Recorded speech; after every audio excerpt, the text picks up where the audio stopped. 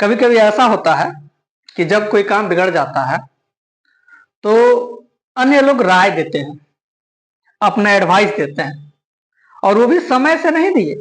जब वो काम बिगड़ गया तब वो राय दिए। क्या राय देते हैं कि तुम्हें कहना चाहिए था ना, मैं तो वहीं पे था, मैं ये कर सकता था, मैं ये करा सकता था, तुम बोला क्यों नहीं? तुम्हें खेलना चाहिए था, तुम जीत सकते थे, तुम्हें पास हो जाना चाहिए था, पास हुआ नहीं, तूने ऐसा पढ़ाई किया नहीं।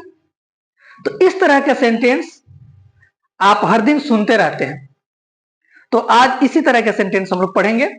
आज हम लोग पढ़ेंगे should have, ought to have और मस्ट हैव का प्रयोग। वेलकम बैक साथियों, आप सब कैसे हैं? आई होप आप सब अच्छे होंगे, स्वस्थ होंगे और मस्त होंगे। तो चलिए आज हम लोग पढ़ते हैं should have, ought to have और मस्ट हैव का प्रयोग। ठीक, तो should have, ought to have के पहले आप लोग को मैं ऑलरेडी पढ़ा चुका हूं शुड और ought to का प्रयोग। ठीक है, हम लोग देखे थे पहले शुड और ought to का प्रयोग। ठीक, अब शुड का भी हिंदी होता है चाहिए और ought to का भी हिंदी होता है चाहिए। अब शुड कहां प्रयोग करेंगे और ought to कहां प्रयोग करेंगे ये पहले हम लोग भी जान चुके हैं, है ना। ये एडवाइस के लिए होता है। अगर कोई किसी को राय देता है ना, एडवाइस देता है, एडवाइस देता है। ठीक, और ये क्या होता है? नैतिकता, नैतिकता, ये नैतिकता के लिए होता है। ठीक है, जैसे तुम्हें अपने माँ बाप की सेवा करनी चाहिए, तो ये हमारा नैतिक धर्म है। माँ बाप ने हमें जन्म दिया, पढ़ा लिखा के बड़ा किया, काबिल बनाया, तो ये सभी का धर्म है, ये नैतिक जिम्मेदारी है, ये नैतिक धर्म है कि अपने माता पिता की सेवा करें, अपने माता पिता की बात को माने, उनको रिस्पेक्ट करें। उसी तरह हमें अपने देश की सेवा करनी चाहिए। अब हम जिस देश में हैं, जिस देश के फायदे हम उठा रहे हैं, उस देश की तो सेवा करनी चाहिए, हमें अपने मातृभूमि की तो सेवा करनी चाहिए। तो ये क्या है? नैतिकता है, ये नैतिक धर्म है। तो इस तरह का सेंटेंस हम लोग ought to से बनाएंगे, ought to से बनाएंगे। ठीक है, और जो बिना मतलब का दिन भर राय देते रहते हैं, तुम्हें पढ़ना चाहिए, तुम्हें लिखना चाहिए, तुम्हें खेलना चाहिए, तुम्हें बैठना चाहिए, जिस तरह के भी दिन भर का सेंटेंस लोग बोलते रहते हैं, राय देते रहते हैं, तो वो बनाते हैं हम लोग शुड का प्रयोग, है ना, उससे हम लोग शुड का प्रयोग बनाते हैं। ठीक, तो उसी शुड और ought to से हम लोग क्या लिख लिए? शुड हैव और ought to have, should have और ought to have। ठीक है, तो चलिए इसमें हैव लिख लिए। क्योंकि हम शुड और ought to का प्रयोग ऑलरेडी बता चुके हैं, उसको थोड़ा सा दिखाने के लिए बताएं। तो आज इसका हम लोग शुड हैव और ought to have का प्रयोग। अब इसमें हो जाइए चाहिए था। क्या हो गया? चाहिए था, चाहिए था। ठीक, अब तुम्हें कहना चाहिए था, तुम्हें बोलना चाहिए था, तुम्हें पढ़ना चाहिए था। ठीक, तो ये सब क्या है? राय है, कोई किसी को एडवाइस दे रहा है। अगर वहीं माता पिता गुजर गए, आप समय से उनको सेवा नहीं किए, तो बाद में जब माता पिता का डेथ हो जाता है, जब वो मर जाते हैं, तो गांव के लोग राय देते हैं तुम्हें अपने माता पिता की सेवा करना चाहिए था, तू किया नहीं। ठीक, तो वैसे हम लोग बनाएंगे ought to have का प्रयोग, और ऐसे ही कोई राय देता है तो शुड हैव का प्रयोग बताएंगे। ठीक, अब मस्ट हैव इसके बाद बताएंगे। पहले इसका स्ट्रक्चर देख लेते हैं। क्या होता है? सब्जेक्ट प्लस शुड हैव या ought to have या ought to have plus V3, plus V3। ठीक है, अब ये थोड़ा सा लंबा देखने को लग रहा है, लेकिन है नहीं। या तो आप शुड हैव का प्रयोग कीजिए और नहीं तो ought to have का प्रयोग कीजिए। अब शुड हैव का प्रयोग कहां होगा? जो राय देते हैं, राय ऐसे ही फोकट देते हैं, मेरी मर्जी है, हम उसे माने ना माने। अगर हमको लगता है कि ये राय हमको मानना चाहिए तो मानेंगे, अगर लगता है कि नहीं मानना चाहिए तो नहीं मानेंगे, है ना। तो कोई राय देता है तो उसके लिए शुड हैव का प्रयोग करेंगे, और कोई नैतिक जिम्मेदारी है, नैतिक धर्म वाली बात आ गई तो वहां ought to have का प्रयोग करेंगे। ठीक है, चलिए तो इस पे हम लोग देखते हैं कुछ सेंटेंस। ठीक, जैसे तुम्हें कहना चाहिए था ना, तुम्हें कहना चाहिए था, तुम्हें कहना चाहिए था। ठीक, तुम्हें कहना चाहिए था, तुम्हें पहले कहना चाहिए था, तुम्हें कहना चाहिए था ना, तो तुम्हें कहना चाहिए था सब्जेक्ट हो गया, चाहिए था should have ought to have, ठीक, और कहना वर्ब हो गया। ठीक है, तो तुम्हें कहना चाहिए था तो क्या हो गया सब्जेक्ट यू, तो यू शुड हैव said। ठीक, ये भी थ्री लगेगा यहां, तो सब्जेक्ट हो गया हमारा, क्या हो गया सब्जेक्ट हो गया, यहां शुड हैव हो गया और यहां भी थ्री हो गया, बन गया। अब इसमें अगर आपको नेगेटिव बनाना है, जैसे तुम्हें कहना चाहिए था, तुम्हें नहीं कहना चाहिए था, तुम्हें नहीं कहना चाहिए था, तो क्या हो जाएगा you should not have said.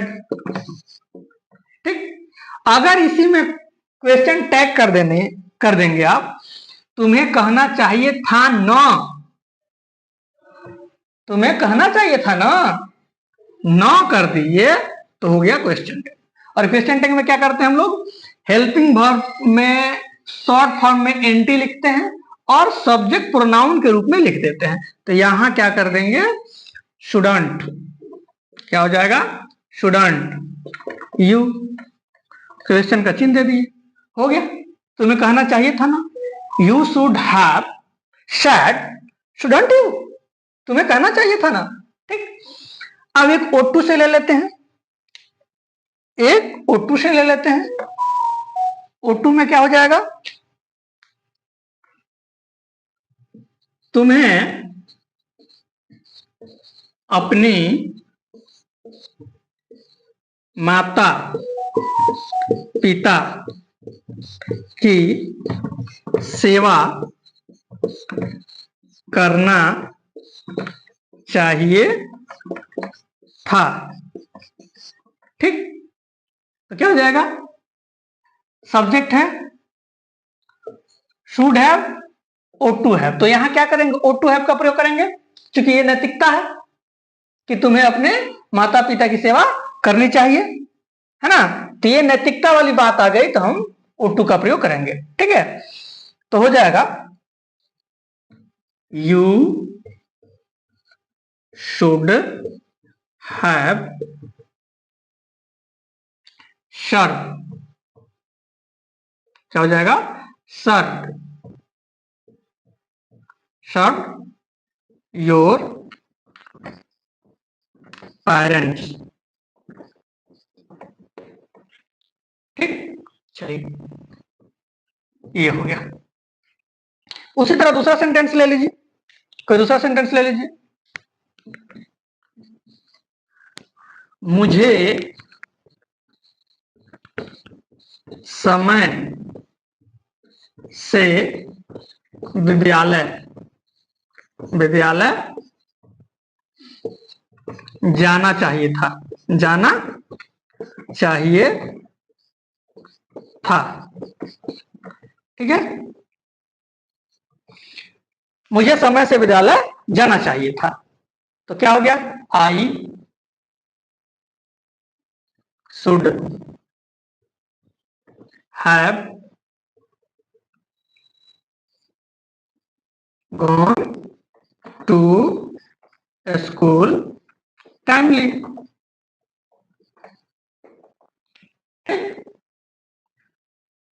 तो ये शुड हैव से बनाइए या ought to से have से बनाइए। अब अगर आपको ये चाहे तुम्हें कहना चाहिए, अगर था हटा दिए, तुम्हें कहना चाहिए। चलिए अब देखते हैं मस्ट हैव का प्रयोग। मस्ट हैव मतलब अवश्य चाहिए था, अवश्य चाहिए था। तो चाहिए था तो हम लोग पढ़ लिए, चाहिए था।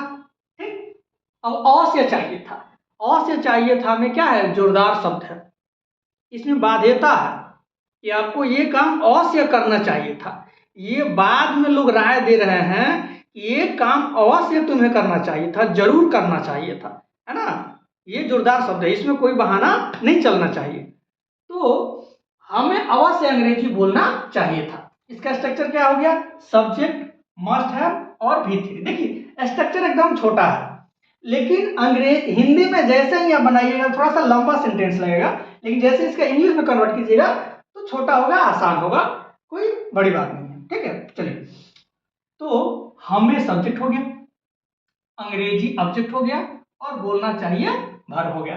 अवश्य तो इसमें लगा ही है। ठीक, तो सब्जेक्ट हो गया हमें भी, तो वी क्या हो गया, must have, we must have spoken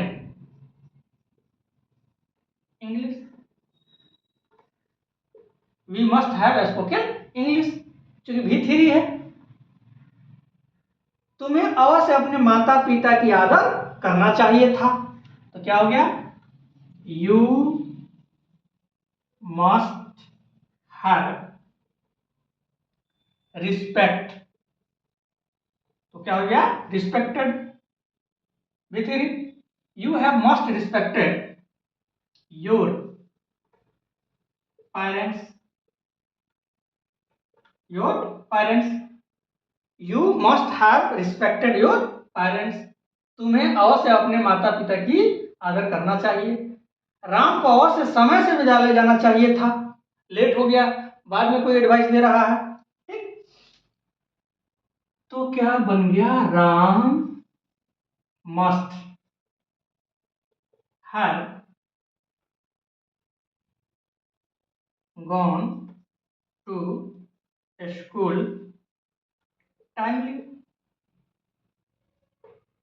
ठीक, तुम्हें अवश्य पढ़ना चाहिए था, तुम्हें अवश्य पढ़ना चाहिए था, मुझे अवश्य पढ़ना चाहिए था, तो क्या हो गया, आई मस्ट हैव रेड। अब अगर चाहिए इसमें नेगेटिव करने के लिए, नॉट लगाने के लिए, हमें अवश्य अंग्रेजी नहीं बोलना चाहिए था, नहीं बोलना चाहिए था, तो यहां क्या है, डबल हेल्पिंग वर्ब है। ठीक, तो आपको पता होना चाहिए कि जब भी हम नेगेटिव बनाते हैं, अगर हमको नॉट लिखना रहता है किसी सेंटेंस में, तो फर्स्ट हेल्पिंग वर्ब के बाद नॉट लगाते हैं। अगर इसको इंट्रोगेटिव करना है, यस नो क्वेश्चन करना है, अगर क्या लगा देना है, तो फर्स्ट हेल्पिंग वर्ब को सब्जेक्ट के पहले कर देते हैं और क्वेश्चन का चिन्ह दे देते हैं। ठीक है, जैसे हमें अवश्य अंग्रेजी बोलना चाहिए था, तो क्या लगा दिए, तो क्या लगा दिए, तो मस्ट पहले कर दीजिए, must we have spoken English. अब नॉट लगाना है तो मस्ट के बाद नॉट लगा दीजिए। ठीक, तो नेगेटिव हो गया। अब ऐसे ही तुम्हें अवश्य अपनी माता पिता की सेवा करना चाहिए था, तो क्या लगा दीजिए, क्या तुम्हें अवश्य अपने माता पिता की सेवा करना चाहिए थे, तो क्या हो गया, तो क्या हो गया, तो इंट्रोगेटिव सेंटेंस हो गया, इंटेरोगेटिव सेंटेंस हो गया, तो इसको फर्स्ट हेल्पिंग वर्ब को सबसे से पहले कर दीजिए, हो गया। Must you not have respected your parents. ठीक, उसी तरह अगर इसमें क्या लगा दिए तो मस्ट को पहले कर दीजिए, इसमें क्या लगाना है तो मस्ट को पहले कर दीजिए। मस्ट आई हैव रीड, क्या हमें अवश्य पढ़ना चाहिए था, हमें अवश्य नहीं पढ़ना चाहिए था, तो मस्ट के बाद नॉट लगा दीजिए। तो ये ऐसे सेंटेंस में नहीं, कोई भी अफर्मेटिव सेंटेंस हो, अगर उसको नेगेटिव बनाना है तो उसके हेल्पिंग वर्ब के बाद नॉट जोड़ दीजिए, या हेल्पिंग वर्ब को शॉर्ट फॉर्म लिख दीजिए, हेल्पिंग वर्ब नॉट जोड़ के उसका शॉर्ट फॉर्म बना दीजिए। अगर उसका इंट्रोगेटिव करना चाहिए तो हेल्पिंग वर्ब को सबसे पहले कर दीजिए, तो वो हो जाएगा। ठीक, तो आज इतना ही, फिर मिलते हैं हम लोग किसी अगले क्लास में। ओके बाय, जय हिंद, जय भारत।